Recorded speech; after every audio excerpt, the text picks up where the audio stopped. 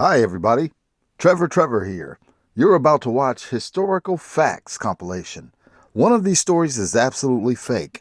Watch to the end and we'll reveal which one. In the early 1900s, the U.S. Postal Service introduced parcel post services, allowing people to mail larger packages. In a strange turn of events, some families saw this as an opportunity to send their children through the mail. One famous case from 1913 involved a couple in Ohio who mailed their infant son to his grandmother a mile away for just 15 cents. The baby was safely delivered by a local postal worker, making headlines and sparking a quirky trend. Over the next few years, a handful of other families followed suit, mailing their children to visit relatives. The postal workers who handled these unusual packages were known to take extra care, ensuring the children were delivered safely. However, by 1914, the Postmaster General had to put an end to this practice, issuing regulations that made it illegal to mail humans. While it seems absurd today,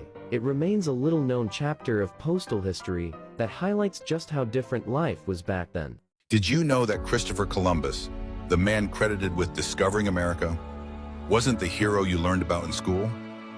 What if I told you that the truth behind his voyages is far darker than the history books let on? Here's something shocking. Columbus never actually set foot in North America. In fact, he landed in the Caribbean, and to the day of his death, he thought he'd found a new route to Asia. Imagine that. The man who discovered America didn't even know where he was.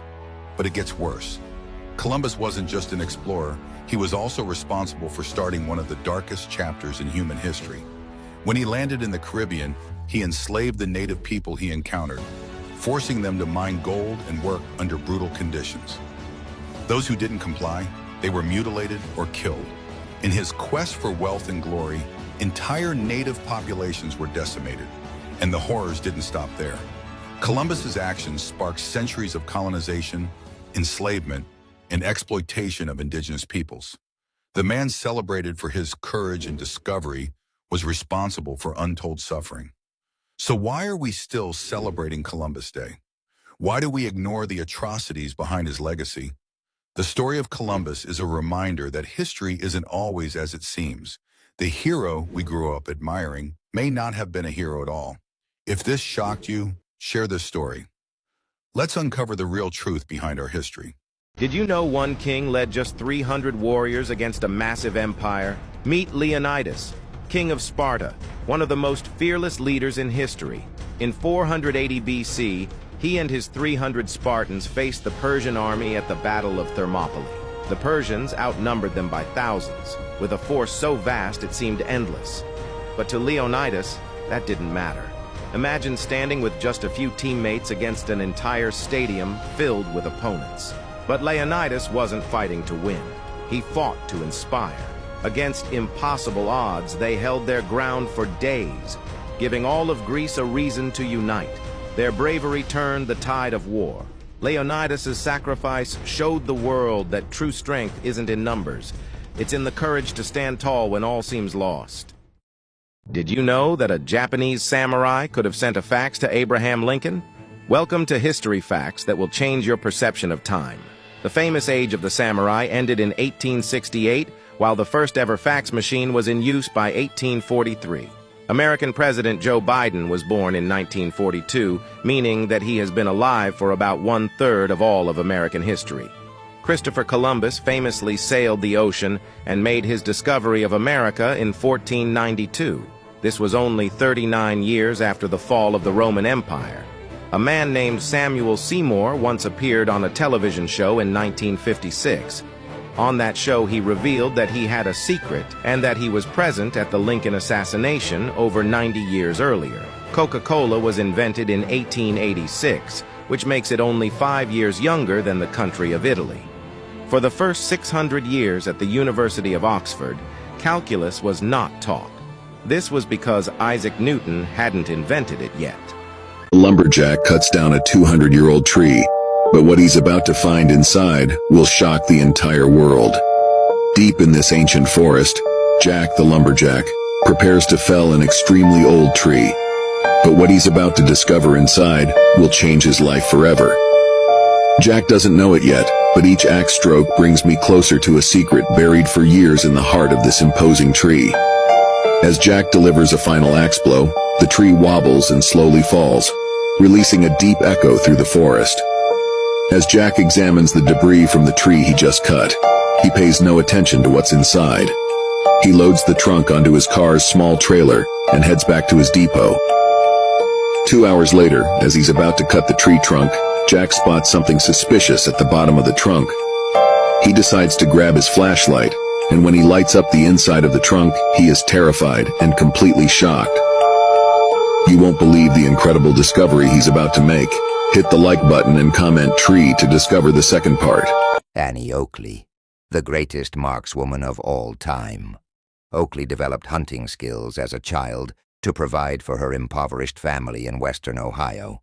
At age 15, she won a shooting contest against an experienced marksman, Frankie Butler, whom she married in 1876.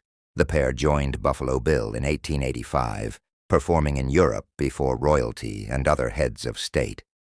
Audiences were astounded to see her shooting out a cigar from her husband's hand or splitting a playing card edge-on at 30 paces. She earned more than anyone except Buffalo Bill himself. After a bad rail accident in 1901, she had to settle for a less taxing routine, and she toured in a play written about her career. She also instructed women in marksmanship, believing strongly in female self-defense. Her stage acts were filmed for one of Thomas Edison's earliest kinetoscopes in 1894. Since her death, her story has been adapted for stage musicals and films, including Annie, Get Your Gun. Jolly Jane Toppin killed at least 31 people between 1880 and 1901. But the doctors who hired her thought she was one of their best nurses. Today, psychiatrists say she was one of the most unusual serial killers in history. Like many serial killers, she had an unstable childhood. Unlike most female serial killers, she did it for the sexual thrill. As her victims lay dying, she got a powerful erotic charge from holding and caressing them. Jane Toppin couldn't resist that excitement and admitted she aspired to have killed more people. Helpless people than any other man or woman who ever lived. This American woman killed 300 people in one day. In the quiet town of Goobersville, Indiana, in 1949, a woman named Aileen G. Anus was the beloved lunch lady at Sunnydale High. For 20 years, Aileen served meals with a smile. But one morning, she had other plans. She laced the school's water supply with a colorless, odorless poison. By noon, students and staff began collapsing. Chaos erupted. The hospital was overwhelmed. Parents rushed to the school in panic. As sirens wailed, Aileen calmly walked home, humming a cheerful tune. The death toll rose to 352 lives lost. An entire generation of Sunnydale gone. Aileen was found in her kitchen, baking cookies and listening to the radio. Her only words upon arrest, "I was saving them from the pain of living." Investigators later discovered 20 years' worth of journals detailing her plans. The Sunnydale massacre remains one of the deadliest single-day killings. In 1954, police decided to investigate her home more. They decided to break the walls, and what they found there was truly horrifying.